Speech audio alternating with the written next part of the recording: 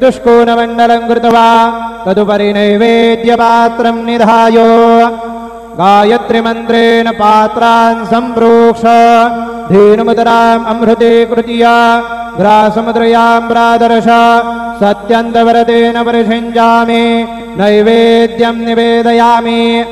ॐ प्राणाय स्वाहा ॐ अपानाय स्वाहा ॐ व्यानाय स्वाहा ॐ उदानाय स्वाहा ॐ समानाय स्वाहा ॐ ब्रह्मणे नमः।